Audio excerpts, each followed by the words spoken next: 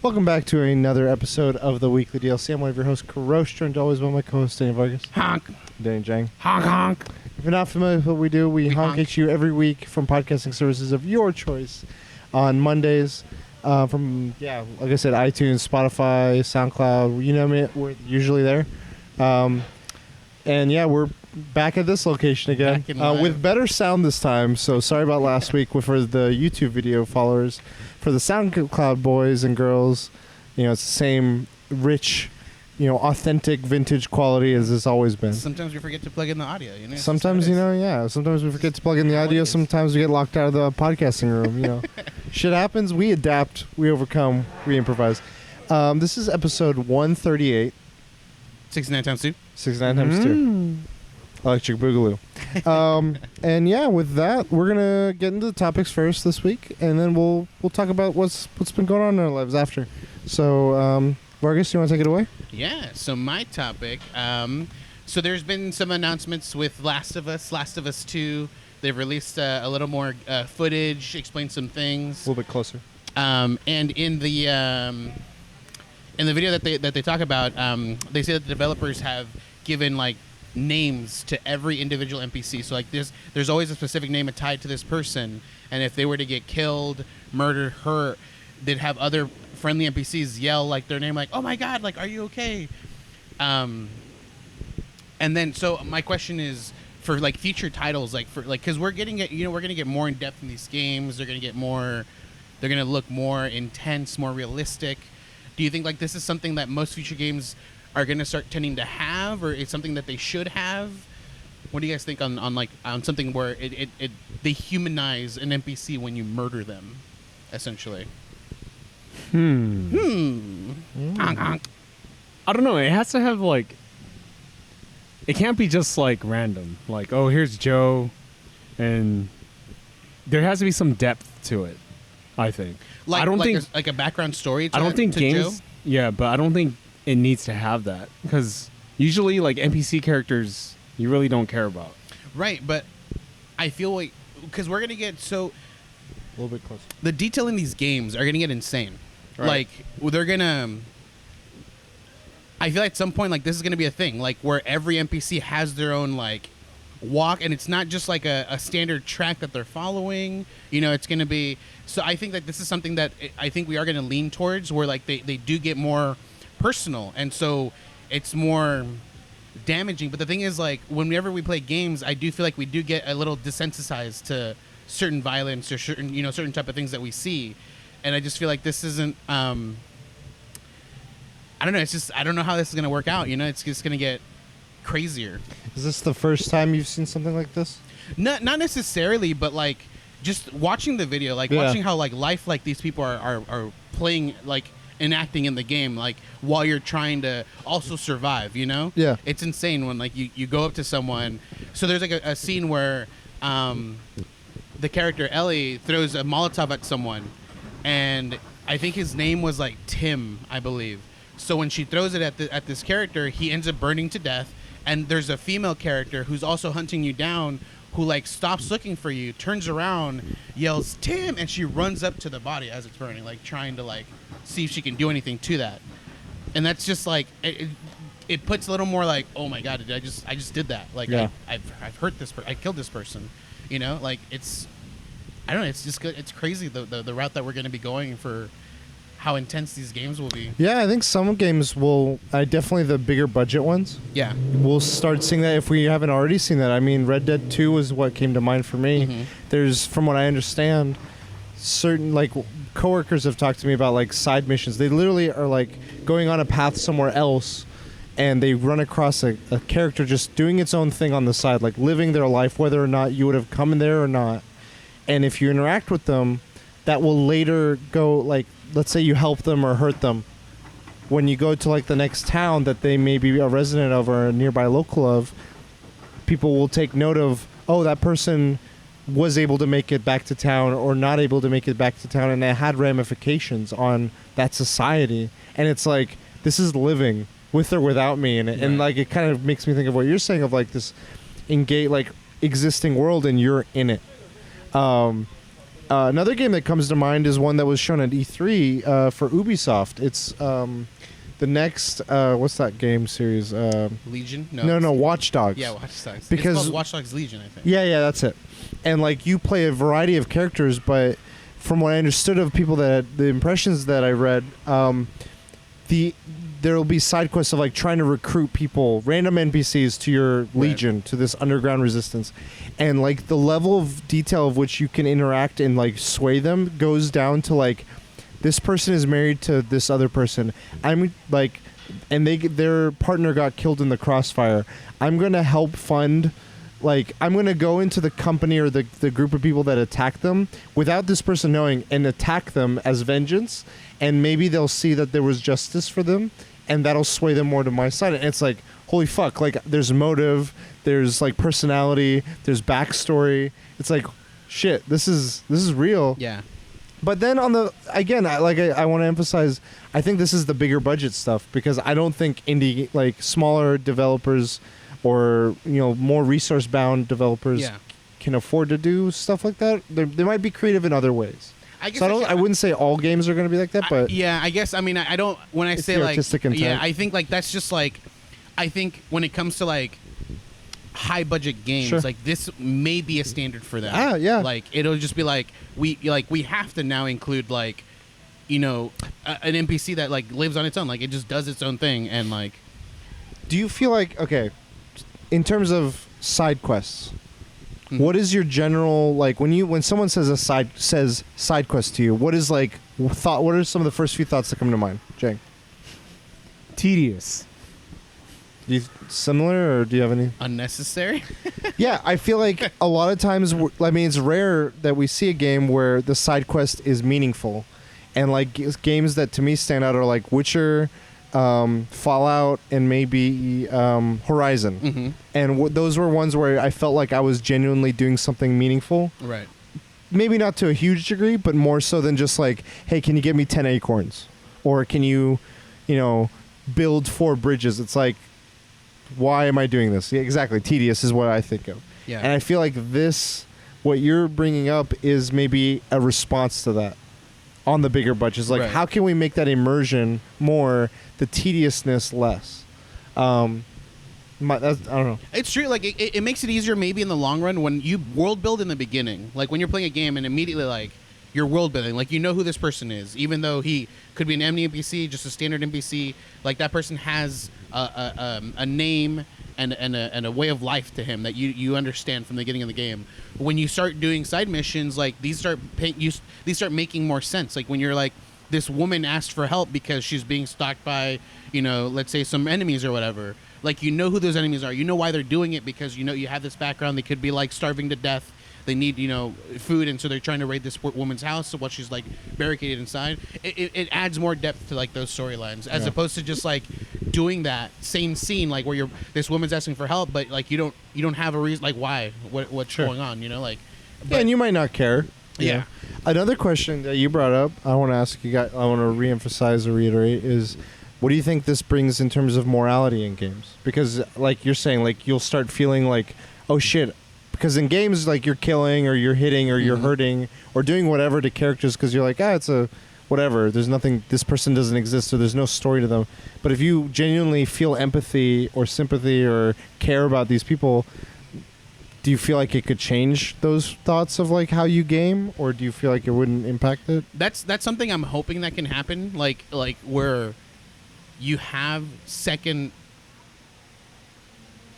guess yourself in doing decisions. Like, how when you play a game, you don't question what you're doing. You just that you have to go from point A to point B. I do want like the future of games to have like this idea where you question yourself. Like, am I doing the right thing? Like, is there another way to go around this? I see. What do you think, Jay? I recently played Undertale. Yeah. It made me feel like that. I accidentally killed the very first person. Accidentally? Yeah, because I think a normal playthrough, you accidentally kill her. Okay. Everyone's killed her. Yeah. And I just felt this tremendous guilt.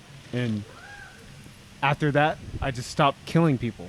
I was like, okay, I feel guilty from the first killing, I'm not gonna kill any more monsters. And Does it happen in a way where like they display like it's the person's a bad person, or at it's least not a bad person. The person's not even a bad person. She won't let you leave, and you're like, if you want to leave, you got to fight me, and you fight, and then you accidentally. I mean, everyone's dealt the killing blow because you don't know how the game works. Right, so therefore right. You deal the killing blow. Do you Yeah. feel like? I mean, of that experience, do you feel like you I want to felt see this- more of it? Like, Oh hell yeah! I Yeah? felt this tremendous guilt. After that, I was like, yeah, there's certain monsters I killed, but Sure. I mean, I didn't kill as much as I would like normally. Like, yeah, kill every monster. Sure. Well- More, please. That's an indie game, by the way. sure. Top kidding. top 3. Well, the morality thing, I think, can play. That can happen Yeah, anywhere. yeah. But it's just in terms of the ambition Yeah, of the how depth, delved yeah. out. I mean, you could probably do it in games like Stardew, like those top-down games. It's not hard, but when I'm also thinking of like the AI aspect of it with like I brought up Red Dead, where there's this world existing. It takes however much CPU power to like make that happen. I guess that's what I meant by AAA. But it is an ambitious thing to do. But I think that's interesting what you bring up, Joe.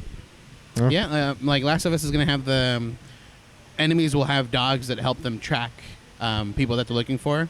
So same thing with the morality thing, like where you could literally off the dogs that they don't disturb you in your gameplay anymore. And I do think going to the morality of it, we're going back to games, and I think these at least the ones we're seeing, like you're mentioning Undertale, you're mentioning Last of Us, these are artists and they want you to feel something, and what that feeling is intended. It's not like I want you to become malicious for the sake of being malicious. It's towards a message that they're driving home, and I think that's new.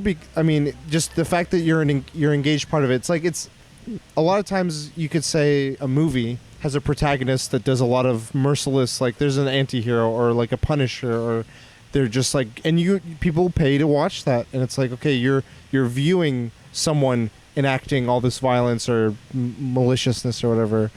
And you're supposed to either sympathize or observe or whatever. I think while it's similar to that, where it's like you're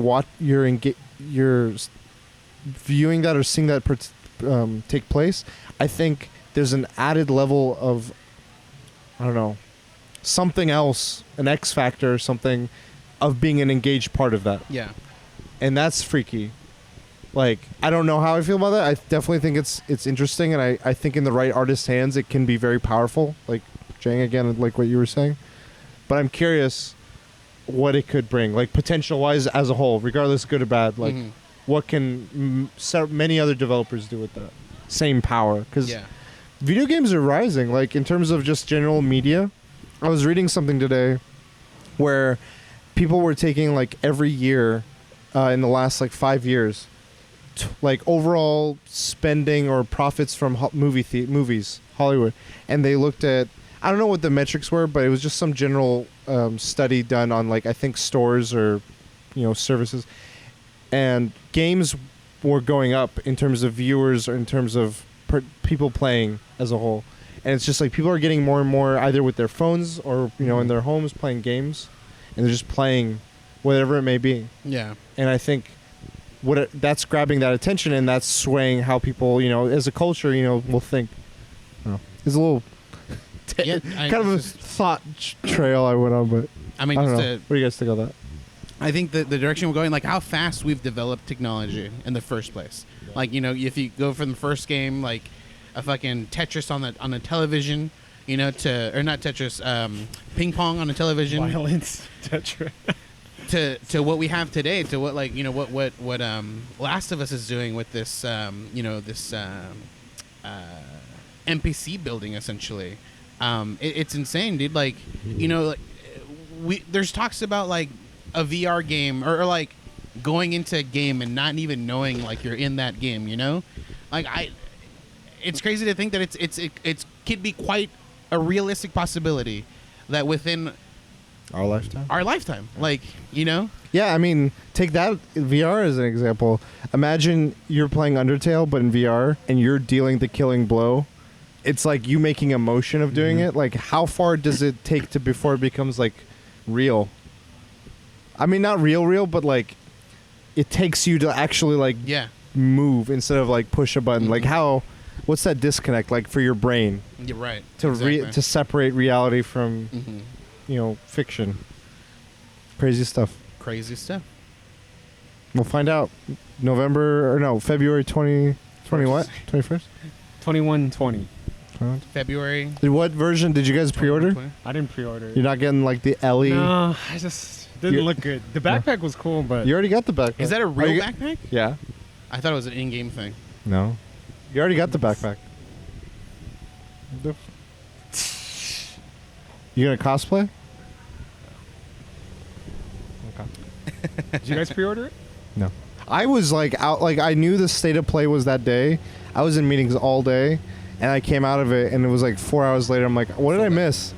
And I saw like the Death Stranding PS4 Pro, and then I saw some editions for pre-order. I was like, oh, I'm sure it's coming out soon. And I saw a day. I'm like, I'll get it. I mean, if anything, I'd want to get maybe a steelbook, but I'm not like, I don't need a physical of it, I guess. Yeah, I'm not like the collector stuff. I'm not interested in. So I'll Okay. I don't know if I'll pre-order it. I haven't done it yet, but I know for sure I'll get the standard version of the game. Okay. You guys want to move on to the next topic? We can move on to the next topic. Okay. So, in a similar vein of, I guess, tangent to this, I kind of wanted to ask the question: when either you're playing with someone else or you're just playing a video game by yourself or wherever, when you see people, someone playing games, what games do you think help you identify aspects of a person's personality, like that are outside of that game? Like, for instance, I'll give it a quick example. Like Tetris, you can gauge someone's ability to organize to some degree. I mean, that's a very face value kind of like analysis of what you can gather about someone when you see someone playing Tetris. But that was something in the vein of what I'm talking about. Like, what are games that you can learn about someone from, either watching them play or playing with them? When you first asked this question, I Didn't get the I text. thought something different. What did you think? I thought name a game where you have someone play, like a one-stop game where you can analyze someone. Sort of. I mean, to some degree, I am asking that. Like, Yeah. if you were trying to learn as much about someone Yeah, with what's the one best game, game? Yeah. what game would you learn the most about, in your opinion? So my first thought was like it's really difficult to gauge. Like, Sure. obviously, like not all aspects of someone's life you're going to get from Of course. one game. Of course. But I think any game that has choices, and so let's say like Mass Effect, or What do you mean choices? Because every game has choices.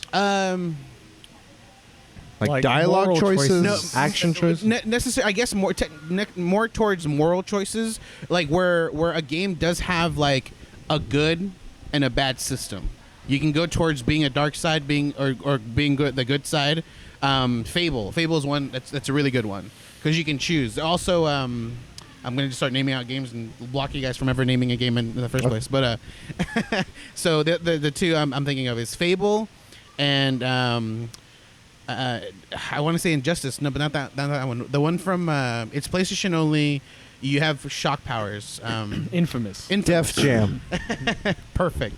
No, Infamous is the other one. So in Infamous, you can go a passive route where you don't necessarily kill anyone. You can just use your shock powers to knock people out, including bosses, and play a good role. Or you can play like in between where like you do kill bad guys, you don't hurt good people or whatever. And then there's just a route where you just murder every single thing you see on sight, including good civilians, and you go towards the bad side. Obviously, I feel like obviously the best way to gauge someone is their very first playthrough. Like if they played the game before, they don't like whatever they do Sure, after yeah. it doesn't matter because they've seen the game, they know how it works. And So what are they're you not- taking your gauging out of that? So it's their first gameplay. You gauge on whether like they're deciding to be a completely evil person, whether they're deciding to be a completely good person. Because I think the extremes are not necessarily saying that they're fully bad and fully good, but that's already a strong statement for that person. If they're playing, if they're going extremely evil route, Interesting. they don't. I feel like they're. It could be that they're open-minded, not I wouldn't say free-spirited, but like they think, in one sense that these decisions don't matter, so it's kind of weird. Like it's hard to gauge this, but that's one thing. I don't know. Okay. Just trying to think of like how to like. It's hard to think if someone does something in a game, what does that mean to them? Without actually asking them. It's. I don't know. Like if they kill an innocent person, what does that mean to you in the game? I think it's hard. Yeah. So I went simpler. Okay. I think, for instance, I think of, I don't know, a fighting game. Like a Street Fighter, for instance. I think Street Fighter is an easier one versus like a Marvel vs. Capcom, because Marvel vs. Capcom, so much happens. Mm-hmm. But when I think of like a Street Fighter, myself included, I feel like you start learning about how a person approaches a problem or a challenge, whether they go very quickly at it and don't even try to be the aggressor like before the challenge or problem takes control and they react, or they're proactive. Unless they button mash. I mean, yeah. There's the other thing is just like having no plan at all. You kind of just get a gauge. I mean, I'm not saying a clear eye, like this is how this person is now, but I get an idea of what like a person's response is to something, because there's a time limit, there's an immediate problem like right in front of you, and you got to choose whether you're going to act or you're going to wait for the other person to act. And how you react. Do you just jump around? Do you do the same thing until they are able to overcome it? Do you sit and wait and analyze them and see how they are and then choose to respond? I think those are all telling signs of like on a high level and even on a basic level. When I was at the arcade with some friends the other day and we were just rotating around on the Street Fighter machine and like we all kind of played a little differently. And I take stock of like how I am. And I was just curious how they are, and I am always just like cognizant of like to a little degree of like how is this person, like how do they approach this, how do and I wonder if it's accurate to what I know of them already. Like it's not so much I'm learning about them, it's more I already know they're like this. Does my theory match that? Yeah. So, Jang, what do you think? My game is Metal Gear Solid 4. 4 Or The Last of Us, but more Metal Gear Solid 4 Okay. only because it has heavy story. So Heavy hitters. with that game, you can either go balls out action or stealth. And there's if I see someone just skip through the cutscenes, it's like, okay, this guy doesn't care about story. Or if he goes action, he prefers action more than like stealth. See, it's hard because like I also feel like RPGs too. Is, like, I was thinking of like Arkham. In a similar vein as what you're saying, like I never did stealth, and it was just that's my personality. It's just I can't sit there and wait, and I just need to go in and engage, and it's many reasons. But like I thought of it like how Metal Gear I imagine is you can choose, right? Yeah. Also with RPGs, like if someone plays JRPGs, they got patience. So I don't Meticulous. know. Yeah. So it's just like, the way they play a game, I would say Metal Gear Solid 4. Okay. And see how they play. So. Would you say playing in a JRPG you're forced to know the story? I don't think so. Some people just glaze through, right? Yeah. For some people, it's just the grind Yeah. and the meticulousness, the min max, the stats. I want to go back to yours. Constant improvement. Yeah. I feel like when you see RPGs in general. But yeah, do you want to touch on that? Yeah, I want to go back to your game. Let's choose 3 different characters from Street Fighter and describe someone that would possibly choose those characters. Like why they would choose that character Guile, when they defensive. I mean, you could play. A type of person that would choose? Yeah, like so. So mine isn't so much who they choose. I mean, I'm excited. Yeah. I'd be down to this, but mine is more how they play. Right, yeah. But I do think that adds to it. So, all right, name some characters. So, let's say someone that I And always. I could be way off. So. Of course. This is all. This is just theorizing. Like, obviously, Okay. we've been talking about how it's difficult to just use this as a method. But so a character that I usually gravitate towards. It's actually 2. I'm gonna bundle them together because they're very similar. It's Ryu and Ken. Okay. So those 2. So like let's talk about why do you think someone would choose those characters? And if you guys want, I could start. Balanced. There's like an offense and defense. They're like the most balanced type of character. I think a person looks for. When I see someone picking Ryu or Ken, I think they're going for the basics. They're looking for how do I. You're going the exact route that I'm thinking. I don't. This might be a stretch, but maybe they're not as adventurous. Maybe they're very. They like comfort. And like, those are like the bread and butter of. I would agree with you. I think that these are the basic characters. They don't seem. First of all, they're the way that they look. They're very standard. They're humanized characters. They're basic. They're basic. And they also. I mean, obviously, if you know a little bit about. Street Fighter, you know generally how they work, how their movesets. So, they have very basic, down forward attack, stuff like that. So I think it's either unadventurous or it's playing safe, playing something that could be reliable, reliable or known before you even know anything. I think Guile's a safe character. Really? It's Turtle. I mean, you could play him offensively, but you have to. The thing with me, usually people play Guile very defensively. Really? They just turtle because but you hold back. Turtle. You're automatically blocking to do your moves. See, I understand that you do the back thing. Any character for me that has the back forward thing, like him, I'm like, I can't think this way, like in a cohesive way. Like I have to put all my effort just into that one ability to be able to do anything else. And so, like, anything time I'm like, okay, quarter circle. Like, if anyone's abilities are quarter circle, I'm like, easy. Like, anyone can do a very basic level of this. But like me and him, we're thinking like very basic, like someone who almost doesn't even know about Street Fighter. So like anything that isn't just like an immediate command move to do an attack is not going to be something that someone's going to choose that's aware of it. Like so like holding back. Like charging or whatever, like that's it's very advanced when it comes to just a standard down forward attack. It's so Guile is. This might be another stretch, but I think with Guile, people like style over substance. Like on a surface level, I think they're drawn to his like hair. Yeah, the hair, the bravado, the macho man, kind of like that kind of thing. That could be a factor. Okay, so those are my characters. What about you? And we'll describe someone who may have chosen them. When I think of Zangief characters, I think of technical, very technical. Really? Because you got to have spacing down really. I mean, I know you could just do that and just press punch, but to be really a master, Zangief, you got to be. You have to know spacing and timing and. I'll preface this. I do think differently about just the general public versus a pro about these characters. Definitely. And I agree with you, Jang.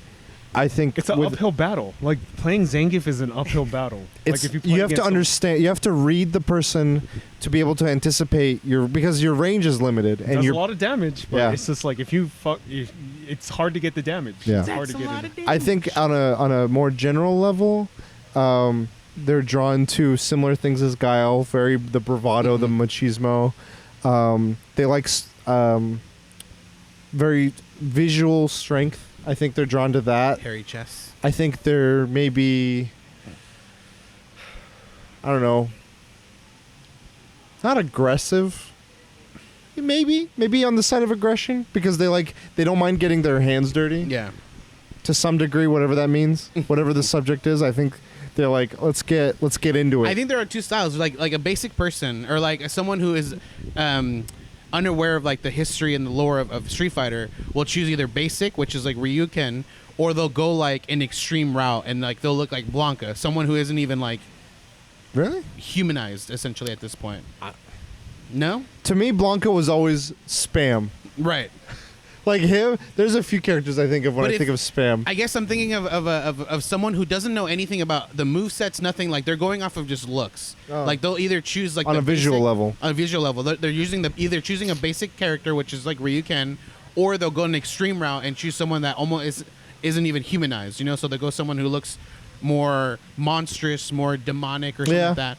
Zangief could fit that. Exactly. Yeah. So they'll choose he's like this guy's huge. He do a lot of damage. You know. And then realize he's only a grab character and you fucking suck ass. So, what do you think about someone like a Bison? A bison? If someone chooses a bison, they're evil already off the top of my head. No. Wow, a bison. I think they're mischievous or devious in some way. I think they like danger. I guess I could say. Like if someone doesn't know this game and they're like, "Oh, bison, oh, he has a hat." Oh, that person is likes danger. Likes living on the edge. Did you have any other games you wanted to hit? So I'd chosen those. I guess my next ones would have been like an RPG type of thing. Like I'm waiting for one. World of Warcraft? Yeah. No, that's way too much. There's too much game there. No, oh my to ever god! make this No, decision. you can learn so much about a person If you from an choose to MMO. play World of Warcraft, By the class you're already they pick. messed up in the head. So it's already like there's no gauging that person at that point. Really? Yeah, I've seen you logged on a couple times.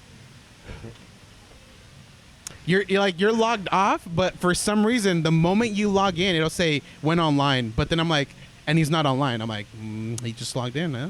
I haven't. All right. It's cool, dude. I don't know if you could have just had I it haven't done automatically online or whatever. No, but okay, seriously though, WoW or Destiny or an MMO, like, you don't think you learned? I feel like that's like the easiest answer. but Teamwork. I can't. There's like there's so much available to them. What they choose to Communication. do, Okay, I whether was choosing to they go like that the route. meticulousness, 'Cause- whether they like the cooperation, So or the thing is, I play this game with people. So I'm gonna describe myself using this game essentially. I've played this game with people, but when I started the game, I played it on my own. I never knew anyone. I was too afraid to talk to people, like chat out in public, like, hey, can someone help me with this mission or anything like that. So the whole time when I first played this game, never talked to anyone in this game. I mean, obviously there is communication from time to time for something, but other than that, I never went out of my way to talk to people. So the whole time, this game has always been a solo thing for me. I've never talked to anyone, even though there's That's fine. millions of players that play. Even now, like it's been re-released. Obviously at an older age and stuff like this, I still don't ask for help. I'm doing everything on my own. Like outside of that, I think there's so much that you can learn from. Like if you were to itemize what you did in Warcraft, I feel like I could take that and learn a lot about you. On a what do you focus on? What is that activity? What do you enjoy? Do you like the challenging, grueling stuff that requires a lot of time and research? Oh, then I know that you're very meticulous. You're very you're trying to achieve a lot and progress yourself as a person, and as whatever your mission is, you're objective oriented. However, I think if you're focused on raids, you like coordination to some degree. I won't say whether it's that's the main driving point or not, but if you're involved, if you're 90% of your activity is raids, I'm this person likes involved mechanic or high level stuff with a lot of reward based stuff. I think you could take that and apply it to other aspects of life. If you're just if you have 18 characters and they're all max level and the time frame it takes that I see you is short, I'm this person likes to work towards a goal very hard, very fast. I don't know. Even the class you pick. Yeah, You could I be think healer, exactly. support, tank. What type of DPS. role do you want to play? Not even in a team, but for yourself. Do you like playing? Never pick shaman. I think all of those aspects. I was gonna say Destiny as well, but I think that kind of is a catch-all for any MMO. But it's almost unfair because there's so much. I always like to play devil's advocate. So I'm going to bring up Destiny rating. Okay. And specifically the way I've seen you handle rating. Me? Okay. Yeah. So you've done rating. Yeah. On Destiny. But it seems like you're I don't know how to explain it. Let's work it out. Because I haven't thought it through. So Okay. you don't like to communicate or grab people to do something that's It takes a lot of effort. yeah, exactly. You're using energy. And I definitely think there's a difference in the type of experience you're having when you're coordinating with people you know and people you don't know. And I think it is either way. It's an effort, and I'm already kind of unattracted to that. Yeah. I think it's 100 times more energetic. It takes more energy for me to do it with strangers than it does with people I know. See, but there's an expectation. There's pressure on you the moment that you're in a raid. There is. You feel like there's an expectation of you. I don't want to fuck up. Exactly. Yeah. But then there's like, I want to bring up that group, the one that you had what are they called? Shepherd? No.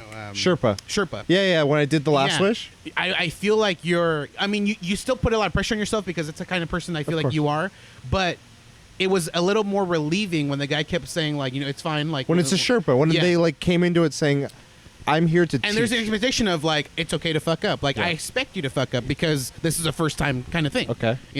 And that's very relieving, and it's not as much energy consuming. So I guess like with that, I would have to say that I would assume like you're an introvert.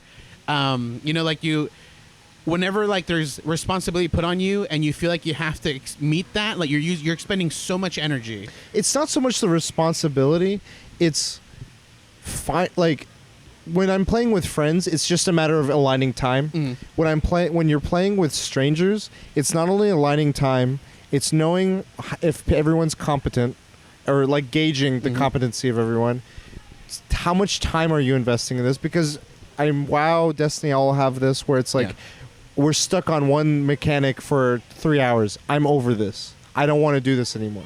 Whereas if I'm with friends, I'm like, hey guys, I gotta call it a night. This is too much. It's a little bit easier to convey that, but when you're with randos, the objective isn't to hang out and play this and achieve this. It's we're all here to fucking get that loot.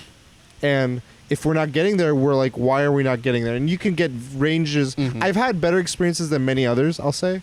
But that atmosphere can be changed based on like what like the group vibe is. And when the group, like I'll say this, you're saying introverted, my experience with that group and several of my groups, once I get a gauge of like what the general tone of the people are, whether it's like you're squatting up in Fortnite or whatever, I can calm down and be like, okay, I've understood what everyone's operating at. I'm just gonna try it, and if it's comfortable enough, because I'm ultimately doing this for fun, then I can be more comfortable, laugh. I'll make jokes. Like when we were doing that raid, I was laughing and goofing around the whole time. Like we were cracking jokes and all. I got to like speak very comfortably with a bunch of people. Yeah.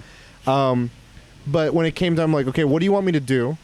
And then they'll tell me, and as long as they're okay telling me, I listen and I reiterate it back to them, and I hope we do as good as we can. And if I fuck up, I'm like, okay, why did it? Like, can you guys let me know what am I doing wrong? You moved after I told you not to move. Yeah. And like, as long as there's a basic level of communication, it's always like when I see these groups where there's just high strung. Yeah. I tried doing one of these like competitive PvP in Destiny, and they're like, "What's your ELO?" No, dude, why the fuck did you go for the resurrect? Like, you should have been going and killing all three of them by yourself. Like, what kind of dumb? And it's like disconnect. I'm like, I'm playing this for fucking fun. Like, that's not why I'm here. So, yeah, I hate that. Yeah. The people who take it too seriously. Exactly. Yeah, you took Gears of War too seriously. We fucked around. But like, I think there's like when I'm like, I'll bring back the Street Fighter thing. When I'm with my friends and we're at the arcade, we'll get into it. Like, fuck, I'm like, I want another attempt, and I'll try to like, I think I can beat you, and there's a competitiveness, but it's never like, you fucking suck, I hate you, why are you doing that cheap shit on me? It's never that. With that, obviously, like, they're friends. There's a mutual understanding of how the skill levels are, and you're willing. But I think for me, as an understanding of my own personality, even if I was playing a stranger at a tournament, a local, like let's say at a mall or something, and it was a Street Fighter tournament, and they keep doing cheap shit on me, if I can't, like, my feeling is I haven't gotten good enough to overcome that, and I'm like, that you were a good challenge, or like if we have a back and forth, I'm like, that was a good contest. Like, I appreciate a good competition, and I might be upset that I lost early on, or however, or by this much or whatever, but like, I like that competition. Unless they start teabagging. No. Ben and they're best friends. Then the Tetris brick. I don't know. But yeah, I thought of MMOs a little bit. I thought you would have brought it up. The other one I wanted to say is in the vein of RPGs, and this is Monster Hunter. Yeah. I think picking what the weapon you pick and how you approach the monsters tells a lot about how that personality. What does a great sword say about me? No, I'm just kidding. Basic. Basic bitch. Damn, really? Yeah. I don't think so. I think greatsword means you take your time, you look for your spots. For me, Longsword, basic. the opposite of basic. The opposite of a great Longsword means I don't want to be a team player. For me, the opposite of basic or a great sword is like a bow or a a bow or Really? a hunting horn. I've never taken the time to learn that shit, and I'm like, it's just like, it seems so foreign to me to use those weapons. I've tried using a bow, and I'm like, I did almost no damage. It took me a full hour to kill a monster. It was a low level monster, and I had the like high level end game bow. I'm like, I don't know what I'm doing wrong. I don't know how to use this weapon. I think Charge Blade is the most technical. Like that. I thing think. is, I mean, okay. If I were to not know what your skill level is or your experiences with Monster Hunter, you could be a pro, you could be a noob. I think Charge Blade and Sword and Shield are the things I think are most like, not basic, but like safe. Yeah. Like how the Ryu is in Ken's are.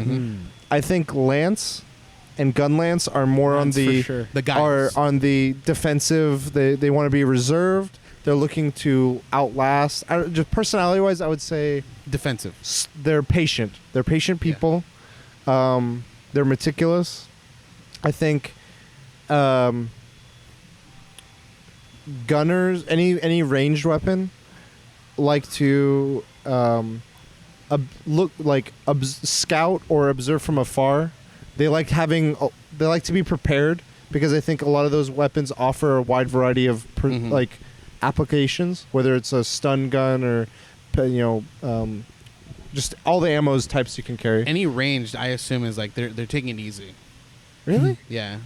I Obviously, I know how those guns work. I don't understand on a how they basic, work. yeah, but yeah. on a basic, like if someone chose like a ranged I weapon, could see. I think like I wouldn't they're- say easy. they I would wanna just stay say out of like trouble, but still be. yeah. I think that they're like they want to be safe, but still involved. Yeah.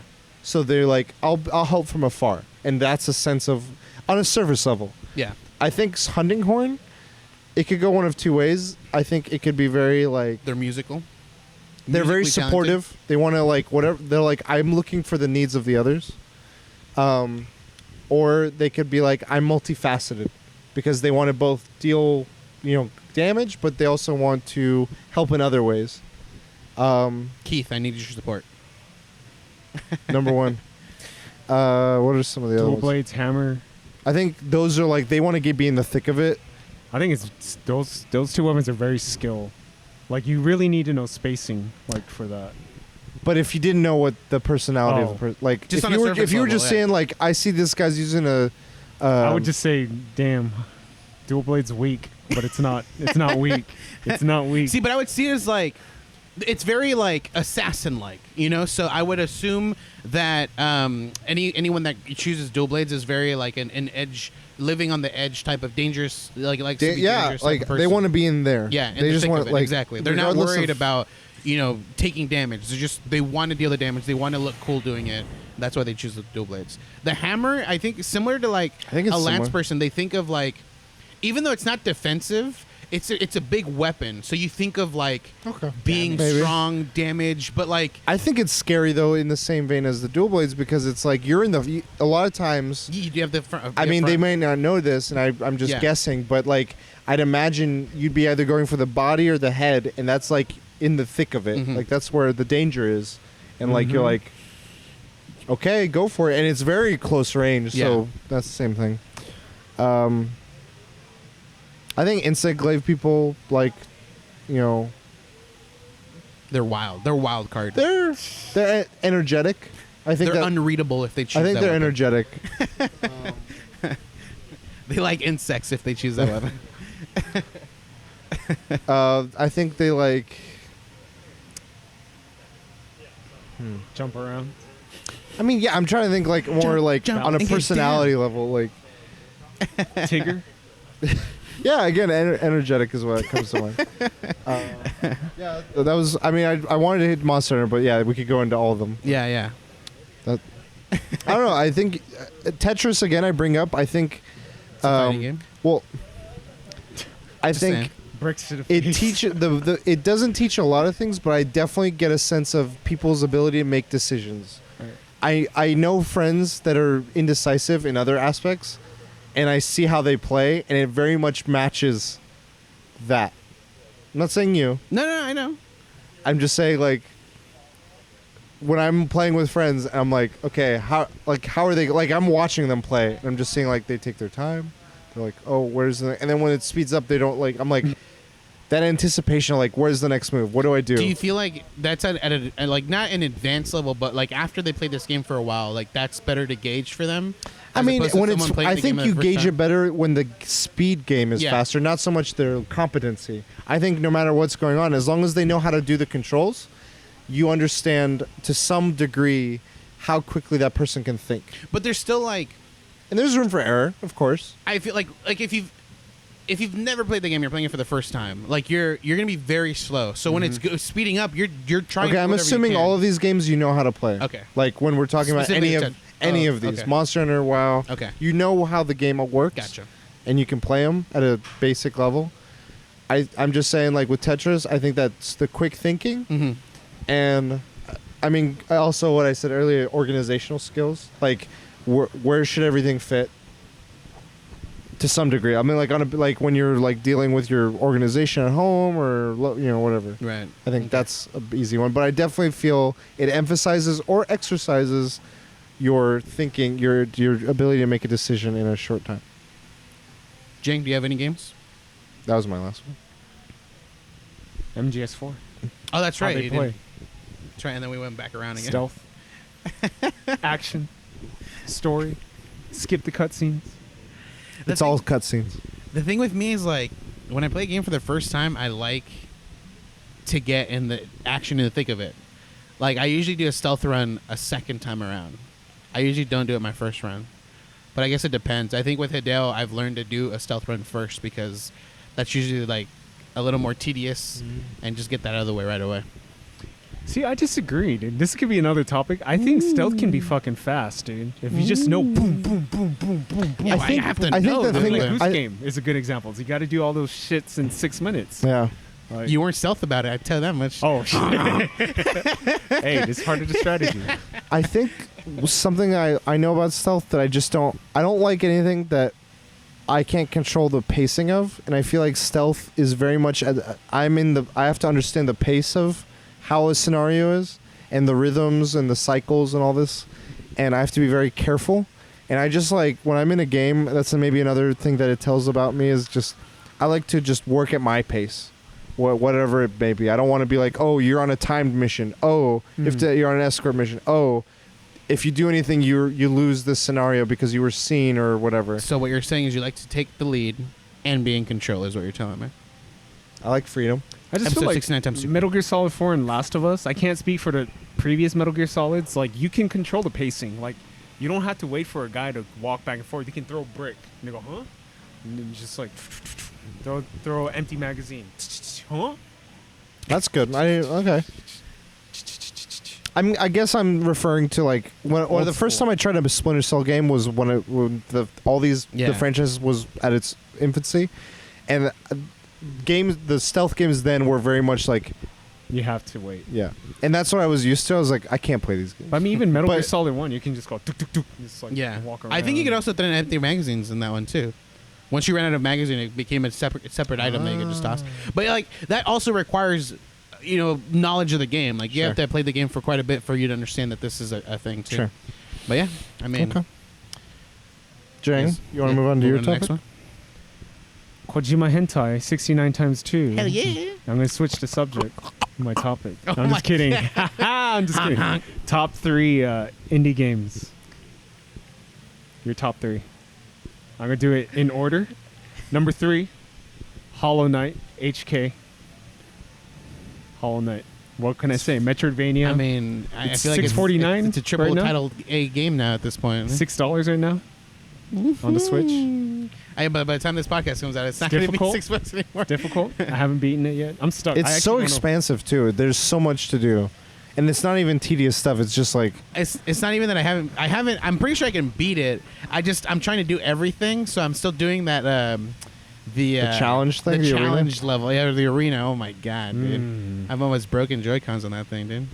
I think of like a game like Assassin's Creed and how expansive that is, and I think of Hollow Knight. I'm like, they're on the same level in like how much they offer you in different ways, but it's so crazy.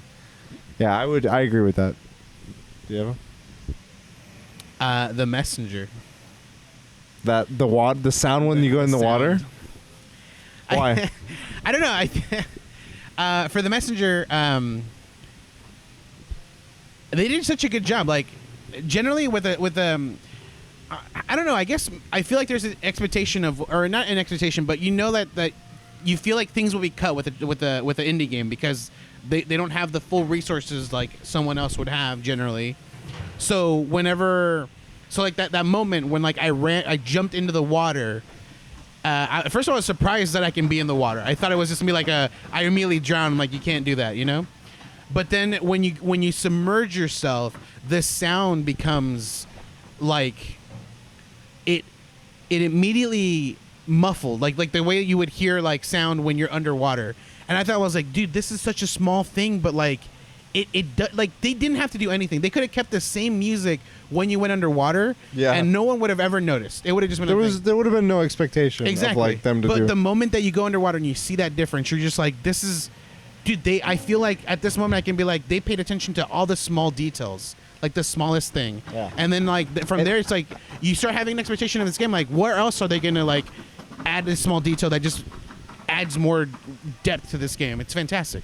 I love how it's both an homage and inspired by all like the games that it's inspired by, like the Ninja games and the Metroid games and stuff. And the style and the music and everything, just so good. I forgot how hard that game was going back to it, because like to access the DLC you had to rebeat the game, and I was like, damn, this game is freaking hard, dude. I forgot. It's challenging. I'm gonna go with one of the craziest experiences I had with Pokemon. a game. Inside. That game was like, I didn't know a game with such little dialogue and such little, like, such simplistic just mechanics could engross me so much in like the ambiance of it, the detail, like the figures are just so small. Like those dogs, we're talking about dogs, those fucking dogs scare the shit out of me. Just little things like the water girl. Yeah, that scared me. And it's First like time. this, not even super detailed. It's just like the flowy, the way it moved, or the sound, or anything, or the vibe of the rooms. I was like, I am engrossed, and it was maybe 4 or 5 hours long, and like by the end of it, I was like processing all of it. I'm like, what the. What? I think what's also really cool about the game is I feel like not immediately in the game, but like you start becoming desensitized to a lot of things. Like you'll find a crate with like a bunch of bodies in it. Like I mean, that freaked me out. Yeah, like, but the moment it just then you added start- to the ambiance. But you start like playing the game more, and you start seeing this, and you're like, that's a normal thing. That's just a background thing at this point. Like you're just like, but it's still adding on to it because you're seeing like. When you do see an area like that, you're like, there's something going on in this area. Obviously, you're seeing these bodies build up in these crates, and it tries to tell you, because like I said, there's not much talking, if any, at all. Yeah. And like every time you see these things, I'm just trying to understand and learn what they're trying to share with me in terms of where this world is, why, like this is where I was, and now I'm here. What is this world? Why? Like what is this? What is going on? Like everything, and I'm just trying to piece it together. While being in it, I'm like, what's going on? And it was one of my favorite experiences. yeah, I agree. Number 2, the game that got me really addicted. Well, it's not Fortnite. Fortnite got me really addicted. I think Stardew Valley. I thought so. It just got me hooked. I don't know. Something about the game had so much charm. It's And 2-player now. It's 1 player. I heard it's like co-op. 4 players. Oh yeah, they added that, right? It was like they added Have you ever that. tried that? I tried it once. How was it? Sucks. Really? It sucks if you're not the owner of the farm, because you start from zero. I thought you could help out with all your tools, but I mean, it makes sense. It would What break the drew you? game. Like what initially drew you to the game? I don't know. It was just I had a Switch, top 10 or top 3. It's still in the top best selling, and You just heard about it a lot, or just heard about it. Okay. It's like Animal Crossing. I'm Yeah, a big fan of Animal Crossing. Okay. That's what I think is crazy. Like there's always been like the harvest games and all that stuff, very similar to this. I was never into those. Like it was always like it was too much work for me. It seemed like, but Animal Crossing for some reason it's a completely different level for me. Like it's this complexity, but they simplified it. At least that's what Animal Crossing is for me. Cutesified it. Yeah, cutesified it and simplified it. So, like, I'm super into Animal Crossing. I cannot, like, I owned it. I bought it, like, as soon as it had come out. Played it for, like, an hour, and it's just not my style of game for some reason. It's too What is your style complex game? for me. So, another one I'm going to choose is Braid, and I think we've talked about Yeah, this we've one talked about it a before. few times. You brought it up, actually. Yeah. Check out those this, episodes. This game, like, it's not a very long game, very small, subtle game, which I think is, like, fantastic for an indie game, like, keeping it short, but, like, it has depth to it in a sense of gameplay. Like, every stage you go in, it's a puzzle. Something else is going on. Like, instead of you just walking forward at this point, you walk backwards now, you know? You walk backwards to make everything move forwards. Or Yeah. whenever you move, time moves kind of thing. And it added, like, it was so fantastic. At the same time, there's, like, it felt like it was a very easy story to follow. Like, what's going on. Like, you the whole time you're thinking you're going to save this person, and then things get twisted around. At the end, you realize what's really going on. You're just like, holy shit. And the whole time, the puzzles are getting worse. And the puzzles coincide with, like, what the story is going on as well. So it works fantastic. Such a good game. I'm going to say Flower. Ooh. PS3. Never even touched it. Fucking love that game. Is like the most relaxing, the easiest. Like anyone can pick up a controller and play this game. It's literally pick up a controller and just like move it, and if you press one button, it increases. What the game is you're a bunch of pedals, and you're in a field or in a park or wherever you are. And you're controlling the flow of these pedals as you go through, and the more pedals you pick up, the bigger the grouping is, and it's like you're just a part of nature, and there's just something like calming about the whole experience, and it's not that long. It's just, and it's similar to Inside, where it tries to convey I wouldn't say a message, but a feeling as it's going through, and like you get to a stage where like it's pollution, and it kind of reminds me of like Fern Gully and those nature movies where it's like this monstrous feeling and stuff. It's so like, my mom even saw it when I was playing this game like years ago, and she's like, this looks really like appealing. Yeah. Like just so calming. I could just watch you, and I'm like, it's so nice. I don't know. Yeah. Number 1, no surprise, Undertale. That's a game. Dang. That's like, Bias. if anyone wants a recommendation for an indie game, Undertale. Just it's so different. Like, you know how like you feel about Nier Automata Yeah. and how different it is? Yeah. I think Undertale, it came out earlier than Nier Automata, and it does weird shit. Yeah. Like, it does stuff like erase your game save. Like, so I actually erased my game save. I'm in the run where I actually erased it. Wow. And like, there's hard choices. I don't remember a game where the choices were so like, Life is Strange is the last time where I felt like the choices have impact in like whether to kill monsters, whether to play peaceful, whether to do this, save this person, save that. And I don't know, it's just, I understand why people love it so much, and I appreciate it. And it's like it's so different, dude. It's so different. It's like, it would make Kojima like trip out. Like, you can, so there's this character, you fight him, he's like the second boss, and he's like, wait, I want to date you. Like, no, like, you don't want to fight him, and he's like, okay, wait, so you like me, so okay, we're gonna go on a date. It's like, what the fuck? It's like, you get forced into this date. It's just so fucking weird. I'm like, damn, it's weird. It doesn't look good, but dude, the gameplay and like the heart, the charm, it's like a AAA title. Yeah. Like the story. And How do you like just- the fighting? That's what always confused me. Is that where it's like kind of like Nier Automata? It's like bullet hell with a rhythm game. Huh? It's weird. Bullet hell and a rhythm game. You attack, it's a rhythm game. When they attack you, that's a bullet hell, and it's harder than Cuphead. I'm gonna say that. Okay. But I thought you said Cuphead was easy. Wow. I feel like you beat this game faster than Cuphead is. It's harder than Cuphead. It's good. I'd recommend it. Nice. So all these games are getting off of like my head, dude. I can't think of a good third game. So many. And that's why, like, I want a game that I feel needs like a spotlight to get put on there. I know one. I got one. Oh, I think I know yours. So Celeste? is I thought you were gonna bring that up. is Limbo the same people that made Braid? Inside. Or Inside? No, they made the same people that made Inside. Limbo's one I guess I could bring up. Yeah, that game is like it's just your shadows. It's like it's a shadow that you're playing. You see silhouettes of things. Mm-hmm. And the reason why this one's so interesting to me is, first of all, when I played it, I thought it was a really cool game. But I think it's when I played it a second time with my little sister, it's a game that stuck with her. So whenever she sees like the silhouette, she knows exactly, like, oh, that's Limbo. Like it's stayed with her. Like it's ingrained in her mind at this point. So when it became free on Epic, she has an account for Epic because she does the Fortnite thing or whatever. And I've been telling her, like, dude, whenever you can, download the free games. Doesn't care about any of them. When she saw Limbo, she's like, I need to get that game. And immediately got the free version of Limbo when they had offered it.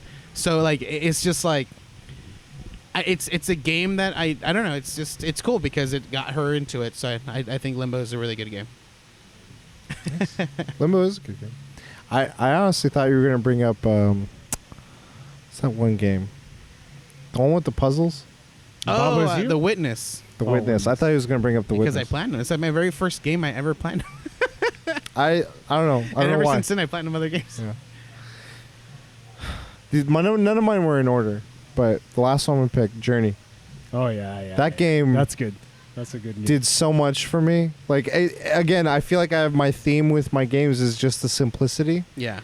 But the impact. And, like, they're all pretty short. And Journey is, like, you're playing as this, like, sort of... like minimalistic looking character with a scarf, and as you're going through catching stuff, your scarf can get longer and you can float, and you just traverse a region to the next region and the next region and the next region. And it's so impressive how simple a story is and how easily they get you to feel so many different things. And one of the biggest parts about Journey is like how it gets you to help others, yeah. In a very clever way. And I don't know, that impact it had on me when I see how they did that, I was like, wow, like that is, it's not a lot, and it doesn't need to, like, I mean, there's so many different things games can do, whether it be have personality driven into NPCs and VR and all these things, and then like seeing games as simple or as small as a Journey or one of these others do so much with the emotions it evokes or things it makes you feel or do. I think it's really there's something to be said about that. So that's my. I would have brought up Celeste, but I haven't beaten it, and I'm pretty sure it would be in my top 3. I think the story, just from the story, and then just in terms of gameplay, how challenging. And how encouraging it is to be like, these parts are hard, and it totally within the game allows you to change how you want to play. It welcomes that. I think that's really cool. Candace of Hyrule, would that be one? Well, not that one specifically. The other one, the previous one, yeah. Crypto something. The Necromancer. Oh. I was gonna. I mean, some more recent ones were what's it called? Into the Breach. Oh yeah, I think that game did a lot of cool things that tactical RPGs haven't seen, and it really like pushed it in a direction because like it's not a thriving genre. Like there's not a bajillion different major franchises since in a long while, but I think they did some cool new things to it to help make it feel fresh. Travel, time travel. How the challenge, like a lot of times it's like, oh, you build your way and it gets harder, and then it's hard. There's a lot of like tough choices. Like there's a lot of sacrifices you have to make. You're understanding that like I can't help everyone, I can't fix everything, I can't beat everything. I have to pick and choose what is most important, and I think those are interesting things to challenge a player to do. So definitely, that's a cool one. Cuphead? It's too easy. Gorgeous game. He said. Where's some other ones? Oh, Firewatch. Oh, yeah. I really enjoyed the narrative of that. It's very simple, and I don't know if the ending delivered, but like the whole journey was very like captivating, Yeah. and like I really felt for this story. I was like, what's next? It felt like a movie that I was a part of. And then I'd have to like reiterate the Witness, because it's something I didn't bring up. It's wonderful. Like it's the art style that they have in it, and then the fact that it's like open world in a sense. You can go anywhere you want, but you're locked in by the puzzles. You have to finish these puzzles to open up the new areas to move on to. And I just have I remember like I was at Roberto's house. We were playing, and I was like, I love this game. I fucking love this game. And so I went home, bought it, and then I needed help, so I had brought Roberto over to my place. And I remember my screen, like I didn't clean my screen for the longest time, so it had our fingerprints in the form of puzzles, because we were like, does it go this way? And like, so you see my fingerprints on there. It was there for the longest time. Nice. It was there for like a year. It's so funny. I just never cleaned that screen. Baba is you. That game is great. Oh, yeah. I love how it makes you think and Yeah. challenges you in like in puzzles.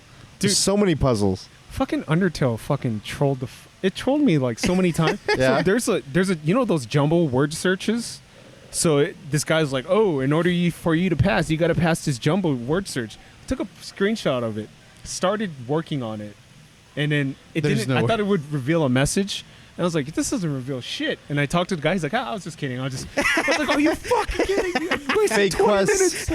Like, Fake quests. and that's not the only time it trolls That's you. Yeah, funny. yeah.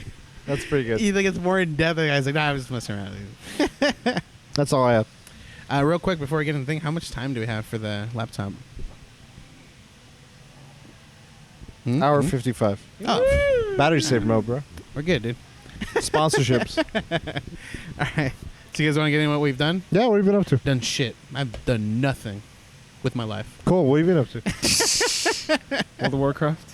Oh, No, I was what? kidding. Which character? What? A rogue? Can I see your phone?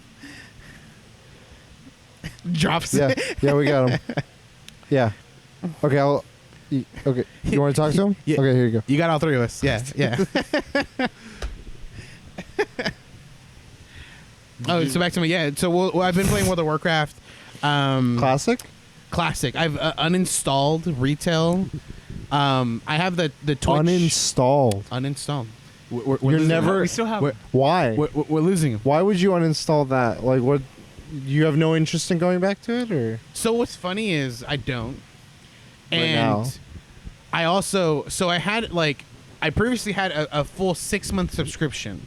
When Classic came out, it was down to like 4 months. Isn't it the same or subscription? 2 months? Okay. One doesn't pay all.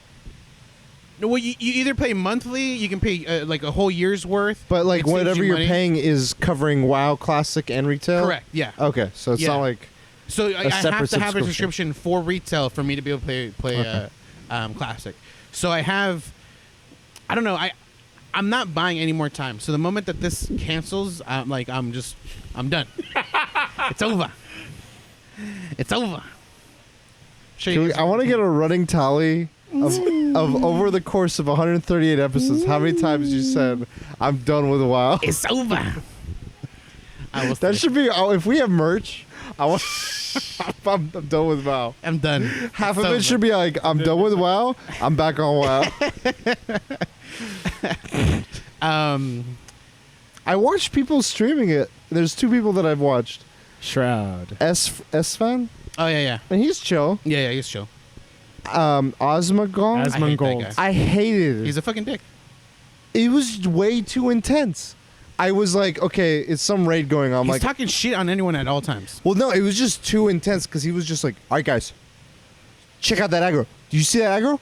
That aggro, top aggro. Fuck that aggro. Like, no, guys, what the fuck happened? What is going on? And his eyes are like just glaring at the screen, and he's just like, dude, I can't watch this. I know him as a streamer that always gets trolled. Like Yeah. he always I can gets see that. trolled. He gets tongue twisted. Like and He's so just too intense. he's very self conscious. He's got like a thinning hair. Okay. Very self conscious about that. But the biggest thing is like he's a very toxic person in a sense That's of the like vibe I've been when hearing. when you're raiding, there's a tank. They have to hold aggro. Yeah, they have all and- these like Yeah. So side apps to like gauge. the standard expectation is it's the tank's job to hold aggro, no matter what. Even if a DPS is pulling aggro, your first thought is the tank's not doing a good enough job. With this guy, if anything goes wrong, immediately not his fault. He's the tank losing aggro. Oh, guys, Why are you don't- doing too much DPS? yeah, exactly. Like it's like you should be holding aggro first of all. I wasn't And getting then the buffs. If he's DPS and he pulls aggro, tank, what are you doing? Pull aggro. And it's like, are you serious? Like whatever position you're playing in, you're not in the wrong. Yeah. But Yeah, whenever I know people like that and it's all the like, time. dude, and it But S-Fan, he's Yeah, one of he's those like super chill. casual. He seems like a variety streamer type of personality. How's Just soda popping? banned. really Yeah. from WoW or from Twitch? Wow. Why? Okay, so he put that he got banned for what's called layer hopping, but I think he got banned for specifically harassing one individual player. So what ended up happening is Is his there name was Cold Marmalade? no. What ended up happening is he's on the Horde side. They play on a PvP only server, so when you're out in the open, like you can do anything to the enemy players. It seemed like one guy was specifically harassing a player on his side that was his friend, and so the guy was like, "I will pay you 75 gold an hour for as long as you keep it up to harass this specific person." So then. Because he's a streamer, he wasn't doing it on his own, and all he has to do is just as long as he keeps the guy in combat, the guy can't like leave the area, can't do all this stuff. So he's just popping small things, and then obviously since he's a streamer, other people are starting coming into help. Yeah. And so they were all these people were harassing this one specific guy. He's a rogue, so as long as you keep any type of things on him, he can't like disappear. He can't stealth mode. He can't just jump out of combat. Can you just close the game He could do that. and then go back But in? he never did that. Well, the thing is, 200 like, IQ. people do it. Like, obviously, he's getting attention. Like, people can see his name. He's getting attention and stuff like that. But I think after everything was said and done, the guy reported soda After all the popping. fun. Yeah, and what they were doing is, so what the rogue can do is he can ask a friend to invite him into a group, and if that player is in a different zone in that area, like a different like layer, because it doesn't put 10,000 people in one space. It like divides that space into different layers essentially, so like it's not crowded. So if he gets invited to a group that's in a different layer, he will go into that layer. So he'll disappear from Soda Poppin's layer. okay. So it's called layer hopping. So Okay. then what Soda was doing is he was also doing the same thing to chase him down. So he was like, if anyone sees him, invite me into your party, and then he'll get thrown into that same layer the guy is, and then continue harassing the guy. So Seriously, Sam Jackson? I think that's what it was, and I'm pretty sure Fucking movie. Blizzard was like, oh, you're layer hopping, abusing, but that's not part of like Okay. the game allows it, and there's a way to go like people understand how it works. So I think it's part of the game, but yeah, he's been banned. I don't think it's a permanent ban, and he says I'm away for a few days. Like you can just get break at this point. Anything else? Dabbled a little bit in Borderlands still, playing it a lot less now, but I might hop back on. What it level? Soon. 40. I think I'm 40. I'm catching up. 40 flat. I'm allowing you to catch up Oh, okay. because I'm pretty sure if I played it out, I would have already maxed out. Mm-hmm. I'm excited to just farm guns for some reason in that game. I've seen people do that. I don't know how excited I am for that.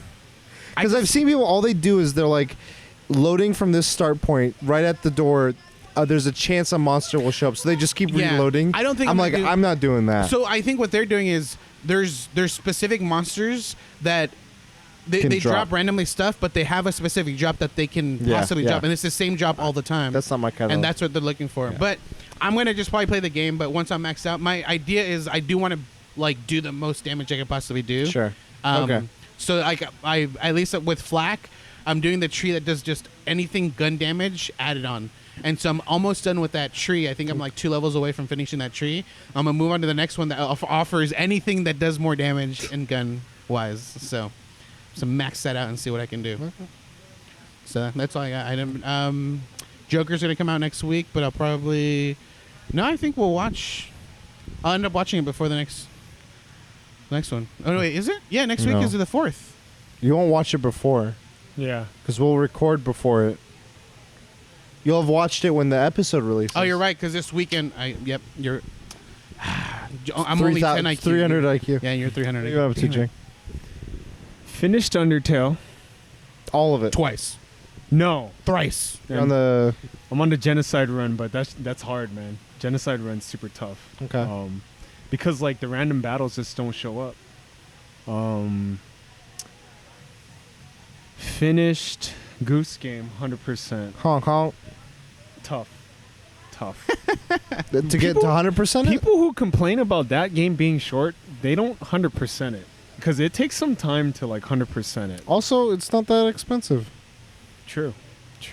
But yeah, enjoyed Goose Game. I wish it was a little bit more longer. Yeah. But I'm glad it came out, and I'm glad it's gotten such a good reception. yeah, it's 'Cause, getting like last year when we saw them, it was like this is kind of a fun, silly concept. It's pretty cool. On that note, I mean, we have a recording of the developers if you guys want to check it out. Check it out. Yeah, the PAX interview. Yeah. Really cool. We like the thing that stuck with me to this day is he was like, one of the earlier concepts was just having the head stay static, Right. and just move with the body. But once they started making the head following a nearby person, it just added this animosity to it. And I'm like, oh, it does. It so much does. I'm like, it's I don't know. There's a charm. I was getting triggered. I felt the salt, dude. There's like these challenges where you have to do like beat certain sections of the game within 6 minutes. The last one I knew was going to give me problems, and man, the AI was just not I just maybe don't understand the AI, but one of the AIs I couldn't trigger him to do something when he kept on going the opposite way. But yeah, You play anything else? I don't think so. We saw State of Play, saw The Last of Us. You know, the one thing that bothers me is like just looking at chat of the State of Play is like whenever other games would show up, especially indie games, just people mad disrespectful. I'm So just like more Last of Us. yeah, or just like Yeah. the sleepy face or the Z. Yeah, they dismiss it. Like, ignore Yeah, it. it's It's just like, like- move on to the next topic. It's kind of like I don't know if they're doing it like to be funny. It's not funny. They're probably young, but I think dude, it's also on. I mean, cool. It's cool that Sony's giving him a spotlight, but I think they should gauge like what they're showcasing and what they're advertising. If you're advertising Death Stranding, Last of Us, and these stuff, gauge whether it's helping or hurting putting indie games there. Who knows? Maybe just having the game there is giving it in the people's faces, or maybe it's like. But I get see it as like they're giving that indie title like good spotlight. good spot. No, yeah, it's a pro con. Yeah. So I don't know. like Watam, creator of Katamari Damacy, which is a really good game, and people were like, "Dude, have you guys?" I'm like seeing the comments like, "Have you guys ever played Katamari?" Yeah, but I also this think game's that's the completely different and it's trippy. Like, I also just- think vocal minority.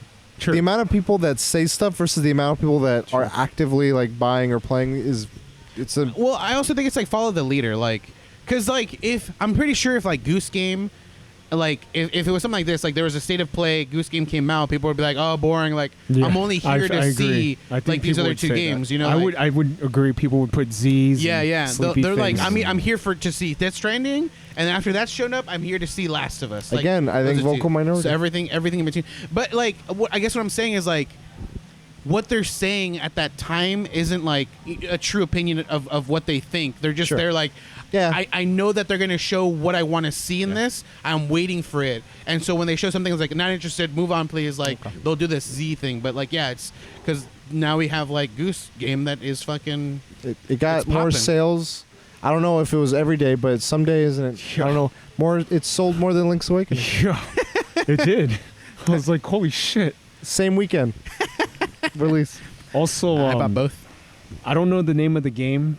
Night Games is the company. There's a drinking game where you have to outdrink Satan that they showed at the State of Oh Play. yeah. I was Done. like, it's fucking tight. The only reason I know about that Streamers game, are gonna go crazy. With it. CDN the Third, dude. Oh, really? He this was a while ago. Like he was watching trailers on different indie games, and that was one he's like, I need to pick this up, and he like kind of wrote it down. I don't know if he's still interested in that one, but I remember watching that stream of his.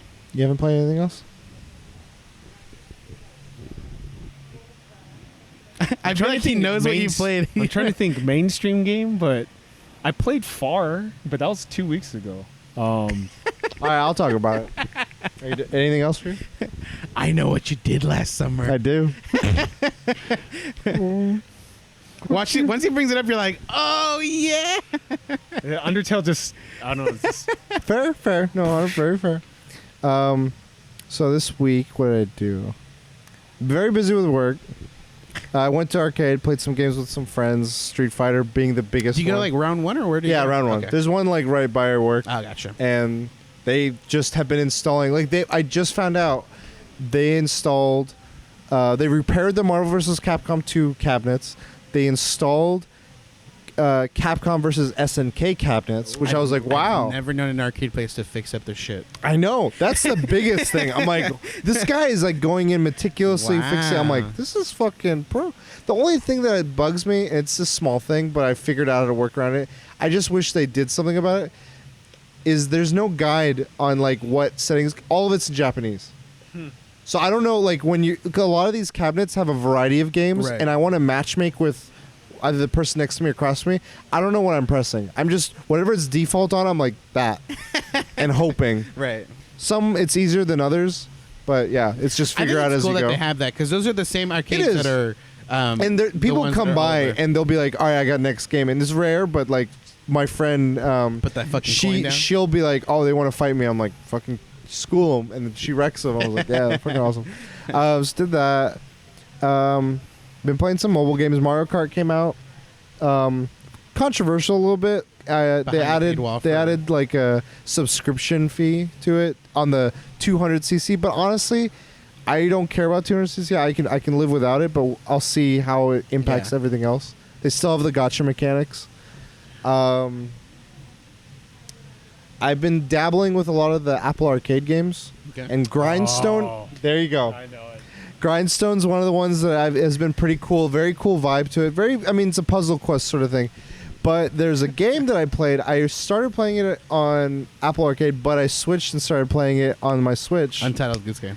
Sayonara Wild Hearts. Yeah. That game, The one that I suck at. it's easier to do on Switch.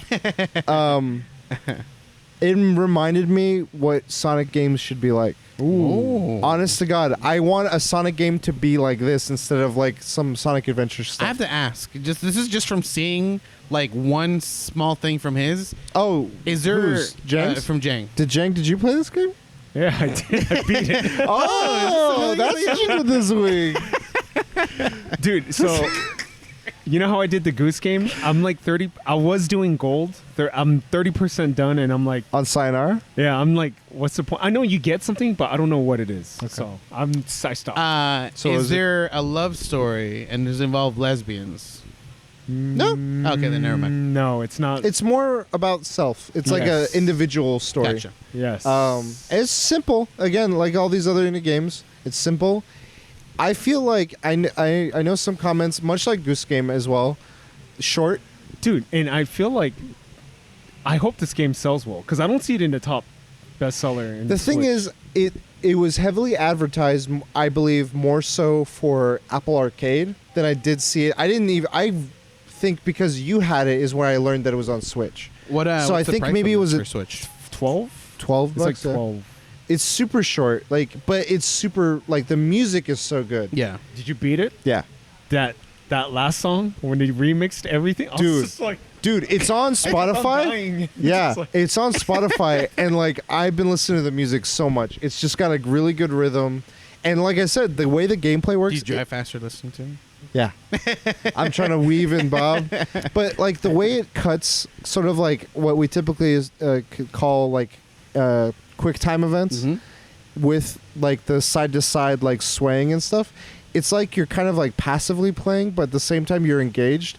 And the cutscenes that it has you go through are really cool and fun, and they line up with the music so well. It's like you're playing music videos. dude, that one level with the parallel universes. I was like, That one fucked me up a lot.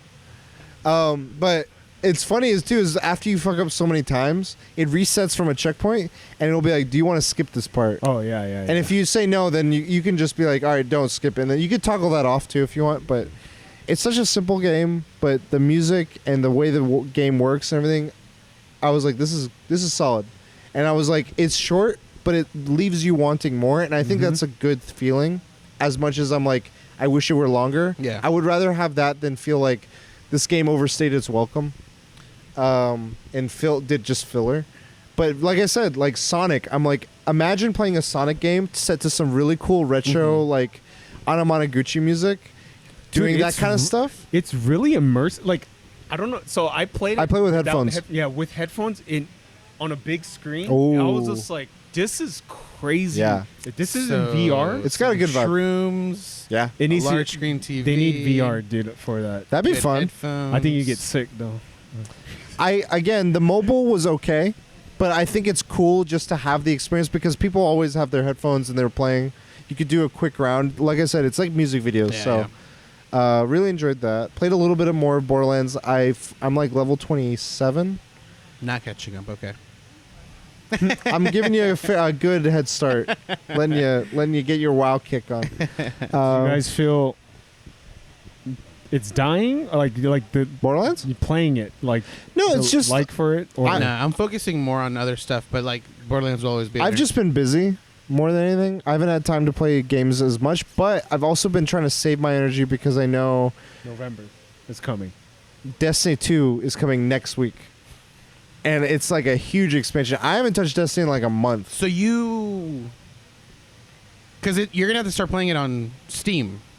It's already transferred. Like I already did all the preloading stuff. Did you already install it on Steam? I haven't. I think it's available as of like yesterday or today. Okay. So I just need to check because I did everything else for like going from BattleNet there, making sure everything's linked. I'd hop in before the obviously expansion just to make sure. Yeah, I everything's will. fine. I will. I got the Shadow Keep on there, which is the next like big expansion, but they're changing a bunch of stuff. So I'm excited about that. But at the same time, Borderlands 2 or 3, I agree very much. A lot of the same in terms of how the game operates. It's not doing anything innovative gameplay wise. I think the biggest change for me gameplay wise has been letting you mix and match skill trees.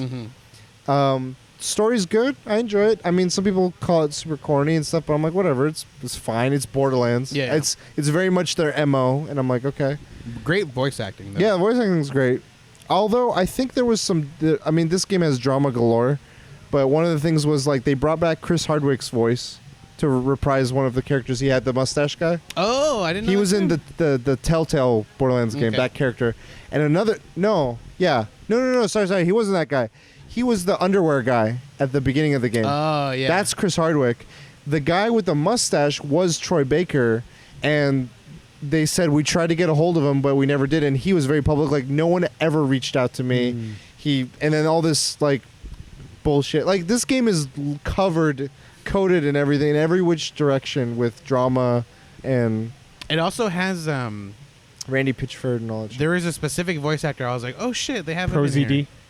No, I think it's. He's in it. Really? Yeah, Pro ZD's a voice actor in Wow. Borderlands. I think it was Snoop Dogg. No, Ice-T. Is he the bear? Yo, I'm the navigator. Yes. That is the funniest. Yes, I love dude. him. Yes. He's perfect. That's Ice-T. He's a hardcore Oh shit! gamer. I navigated again. Huh? He's a hardcore gamer. He's a Hardcore. Destiny player. It's funny, yeah, because like, there's a computer. He's like, "What are you gonna do? Navigate?" And then he's like, Like, ah, "Go this way." Shit, I'm navigating again. Yeah. Yeah, it's funny. So yeah, I've been doing that. And I started. So I finished Lord of the Rings. I'm reading the books now. Lord of the Rings. What's And the council called again? Elrond? Elrond. What the high? There's a council in Lord of the Rings, like the Illuminati in Marvel. I forgot what their name is. Council of Elrond? Oh, I thought you knew everything. I want to know more. That's why I'm reading them. And then the other thing I did is I busted out my old Xbox original, and I went to a used game store and got the Two Towers and Nice. Return of the King on Xbox. And like the way they show movie scenes and then they seamlessly transition into gameplay.